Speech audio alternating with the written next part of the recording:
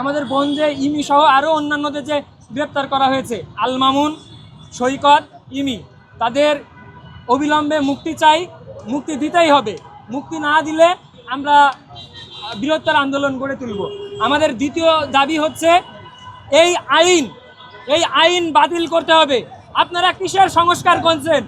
সেই আমলে যে আইন ছিল সেই আইন দিয়েই যদি গ্রেপ্তার করেন তাহলে তো এটা ভাই সংস্কার হইল না। ওই কালো আইন বাতিল করতে হবে, ইমির মুক্তি দিতে হবে। আর এই যে দেশে মব সন্ত্রাস বাড়ছে, আপনারা জায়েজ করে নেন যে মবকে মানে প্রেশার গ্রুপ না কি যেন বলে, এটা হবে না। এটা কোনো অপরাধ না। ৭ মার্চের ভাষণ কোনো অপরাধ না, আন্তর্জাতিক স্বীকৃত একটা স্লোগান।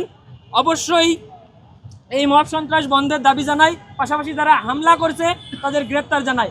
আমরা জাতীয় সম্পত্তি বানাতে চাচ্ছি, আমাদের জনগণের সম্পত্তি বানাতে চাচ্ছি, দলের হাত থেকে আমরা সেটাকে নিয়ে আসতে চাচ্ছি।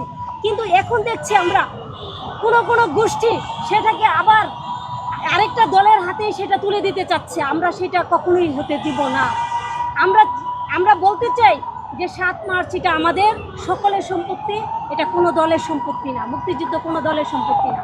এবং ৭ মার্চের ভাষণ বাজানোর জন্য যাদের গ্রেপ্তার করা হয়েছে, আমরা মনে করি এটা খুবই অন্যায় হয়েছে, এটা বাক স্বাধীনতা পরিপন্থী কাজ হয়েছে, এটা তাদের উপর জুলুম হয়েছে।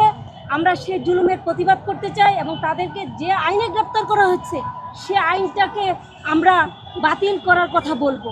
কারণ কোনো আমলেই আমরা চাই না এমন কোনো আইন থাকুক যে আইনের মধ্য দিয়ে মানুষের বাক স্বাধীনতা, তার মত প্রকাশের স্বাধীনতা কিংবা তার রাজনৈতিক যে চিন্তাধারা সেগুলো কি হোক, সেগুলো বাধাগ্রস্ত হোক। এই যে একের পর এক এখনও আমরা দেখি যে মব সন্ত্রাস বন্ধ হচ্ছে না, সেই মব সন্ত্রাস বন্ধের জন্য যেন সরকার উদ্যোগ গ্রহণ করে, কার্যকর ভূমিকা পালন করে, আমরা সেটা দাবি জানাই। একই সাথে যারাই এই মব সন্ত্রাসে অংশগ্রহণ করবে তাদের যেন শাস্তির আওতায় আনা হয়। একটা নির্বাচিত সরকার তারা এই বেআইনি কার্যক্রমগুলো বন্ধ করে, মব সন্ত্রাসীদেরকে দমন করে এবং আইনের সুশাসন তারা প্রতিষ্ঠা করে।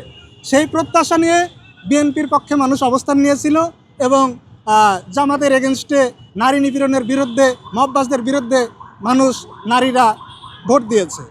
তো সেই প্রত্যাশার জায়গা থেকে বর্তমান সরকারের কাছে আমাদের আবারও প্রত্যাশা এবং দাবি থাকবে যে অতীতের প্রতিশ্রুতি অনুযায়ী আপনারা মব সন্ত্রাসীদের বিরুদ্ধে ব্যবস্থা গ্রহণ করুন, আইনের সুশাসন প্রতিষ্ঠা করুন, জনগণের নিরাপত্তাটা নিশ্চিত করুন। কেউ অপরাধ করে থাকলে আইনগতভাবে তাদের বিরুদ্ধে মামলা দিয়ে আপনারা বিচার করুন। কিন্তু কোনো একটা গোষ্ঠী অতর্কিত আক্রমণ করবে, কাউকে হেনস্থা করবে, শারীরিকভাবে লাঞ্ছিত করবে, ঘরবাড়িতে আক্রমণ করবে, এর অপশাসন আমরা দেখতে চাই না, এইরকম রাষ্ট্র আমরা দেখতে চাই না। আমরা যুগে যুগে এটার জন্যই লড়াই করে যাচ্ছি, আগামীতেও সেই লড়াই অব্যাহত থাকবে যতক্ষণ পর্যন্ত মানুষের জন্য নিরাপদ একটা রাষ্ট্র ব্যবস্থা কায়েম না হবে। তা আমরা এখান থেকে আবারও দাবি জানাচ্ছি যে অন্যায়ভাবে গ্রেপ্তারকৃত ইমেকে যেন মুক্তি দেওয়া হয়, সন্ত্রাসীদেরকে যেন গ্রেপ্তার করা হয় এবং এই মব সন্ত্রাস বাংলাদেশ থেকে যেন চিরতরে নির্মূল করা হয়।